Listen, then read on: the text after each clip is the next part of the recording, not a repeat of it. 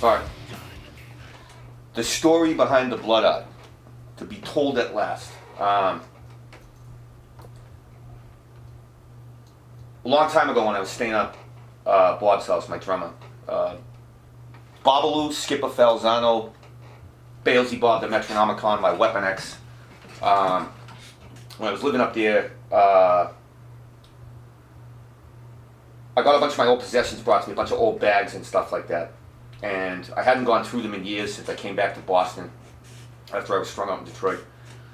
And I was going through them and I found a big bag of empty syringes. And I completely freaked out. And like had like a panic attack. I utterly floored me. I didn't know they were there. I thought I had thrown out all drug paraphernalia. And I suddenly come across these old harbingers of my old lifestyle, and man, it fucking put me into a drug frenzy almost immediately. I could smell the iron from the dried blood, and I was like up on the balls of my feet. I was fucking breathing hard. Just absolute fucking drug nostalgia from finding these fucking old syringes. And it was like if I mean, it was like wet naked lust. It was like if I hadn't whacked off in 3 years and Shakira bent over and spread her sweaty butthole in right in front of my face right after a fucking long hard workout. I just was like, I want fucking drugs.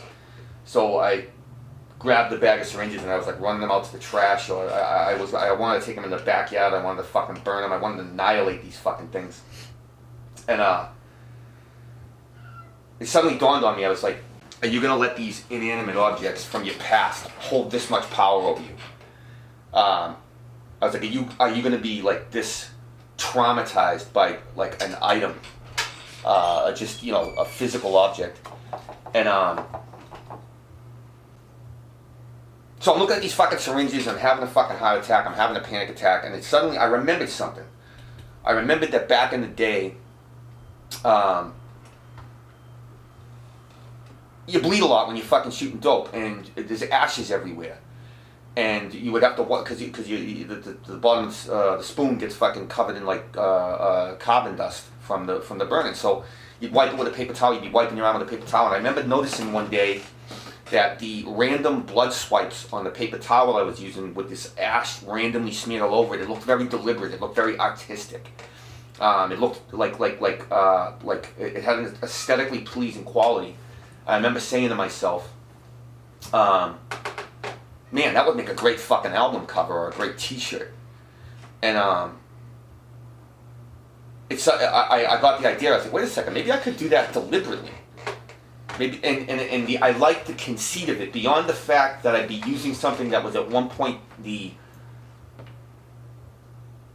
modes and means of my own self-destruction and protracted suicide, i.e. the needle, the syringe, the ash, the blood. The idea that I could turn that into something creative and maybe like expressive was very appealing to me. And then on top of that, I've always poured my blood, sweat, and fucking immolated carcass into this music thing. So what's the difference? I was like, it's just an extension of what I've already been doing. So that's when I started taking the pins, and taking the blood, and the ash, and experimental, you know, just fooling around with designs. And I'm aware there's no precision. I'm aware there's no precision to it. I'm not trying to, you know, do you know, a Raphael, that blunt, ugly statements done in the blunt, ugly medium with a blunt, ugly history behind it. That's the whole point. And nobody else I've ever heard of does that. So it was cool to me across the board. Interesting to me. It had value to me across the board for a variety of reasons. That's why I started doing it. And I wanted to explain it because the first time I showed one of those blood things to somebody, I said, what do you think of that? Somebody was like, have you told... It was actually Bob. I showed him one, and he's like, have you told anybody else about this? And I was like, no. He's like, don't. Just don't. So when you have a bit of the history, it's less pathological. It seems less pathological. The reason I decided to throw them out there to see if anybody was interested.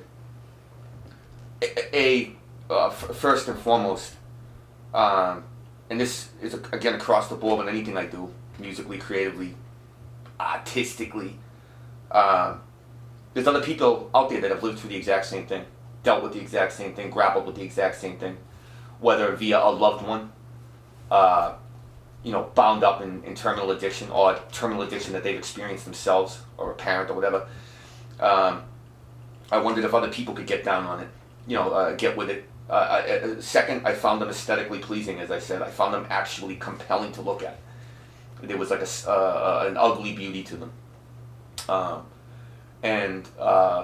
Lastly, like I said, I've always poured my blood, guts, and suffering into all the music I've ever done. This was, to me, a metaphor for that. It was absolutely no different than anything I'd ever done before.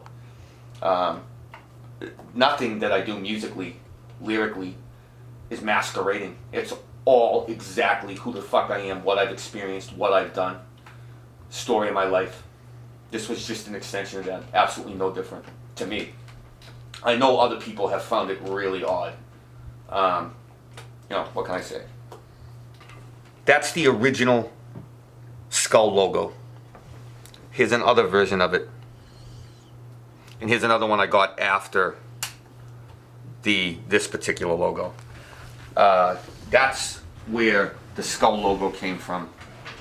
That's where the Ramallah logo came from. I've always been fascinated. I've been getting these tattooed on me since about 1993. I don't know why. I just always liked the idea of a skull with a teardrop, death and sadness. But I like heartbreak, death, destruction, all that turgid Buddhist hell world shit, hungry ghost crap. I've always been a hungry ghost. But I've been fascinated by that concept, that theme, that motif for as long as I can remember.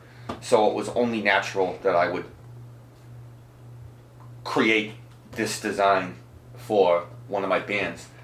And I view the hyena with the blood teardrop as an extension of that. I like the conceit of the hyena. Laughs at nothing, it howls at the sky, it lives at the fringes of everything else. It eats nothing but the carrion and the refuse of everything else. It's this disease bag that's loathed by virtually and shunned by everything else. I like that conceit. And the blood teardrop, it implies, rather than just a teardrop, but blood. It's a double entendre. It can be heartbreak, but it can also be the result of taking a severe beating to the fucking head and neck. I just like somewhat multi-layered conceits like that. But like I said, the skull and teardrop idea was something I was fascinated with long before Blood for Blood. That was just something I thought fit what I was doing then, just as it fits a lot of what I'm doing now. So there's the reason I use blood teardrops. And I, of course, have one tattooed on my face. I haven't filled it in with blood yet. I'm still going to do that. People always ask me, why'd you get a teardrop? Did you murder someone? And to be honest, I have to tell them, not that I'm aware of, but I've had to check the papers a couple of times. But the next day. But I always tell people when they ask, well, why do you have a tear? I say, I got it for the world. I'm crying for the world and the state of mankind. I'm not going to tease or titillate. I'm doing a lot of music right now. That's all I'm doing. I am right now in the process of recording more music than at any other point in my life. I finally managed to bring together a couple of different vectors which are allowing me to do a lot of recording right now. But I have a lot more to do. And if you've at any point been reached, touched, or affected by anything I've done, stay tuned. Keep your eyes open. More to come. I'd also, just real quick, I'd like to take this quick opportunity to thank everybody that bought a copy of the Sinners and Saints and Ramallah split. We sold more copies of that within the first 15 minutes than I've ever done via SoundScans in the first week of any of my releases previous, for any of my bands for that matter. The guy in Europe figured we'd do 150 in the first 3 months. We did 150 in the first 15 minutes. I want to genuinely thank everybody that supports any of these things, picks up any one of these things, the blood art, these skulls, the t-shirts, the music, because I'm going it alone now. I do not have any money behind me. I have no assets. I have no equity. I am doing this on my own because I'm compelled to, and because I'd like to continue the stories from all of my different bands, which are exclusively my story. This is, and anybody that has been reached by any of it, you know, whatever. Anybody that's been affected by anything that I've done, this is your, and would like to hear more, would like to hear the stories continue. This is your chance to get involved, because without your support, I cannot continue doing this. This is a chance to actually contribute. I'm looking for the, I'm groping for the right word here. It's a chance to put your money where your mouth is. If this stuff has mattered to you in any way, this is your chance to see it continue. And if the stuff I've done means nothing to you, cool. You know, I'm not begging. I'm just saying, if this is stuff that has mattered to you, this is your chance to contribute to it. Forward. Yeah, so I could to drive it forward, to allow it to go forward. Because right now, that's what it comes down to. This is not going in the past. If you bought like a record of mine, 90, that money's gonna see. I'm gonna get a penny off that at best, if I ever get around to getting any of it. Now, it is A plus B equals C. All the people that have supported this, you are the only way I've been able to move forward with this, and that will continue to be the case.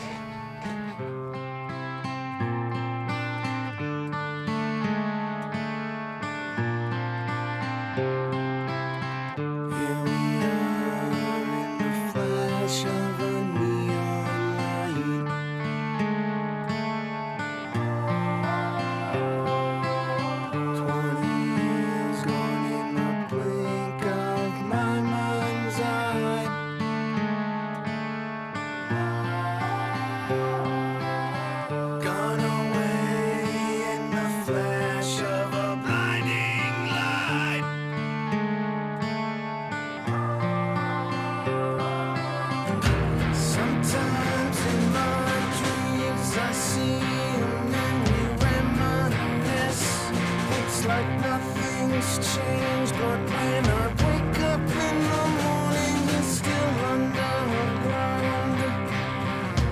He's still underground.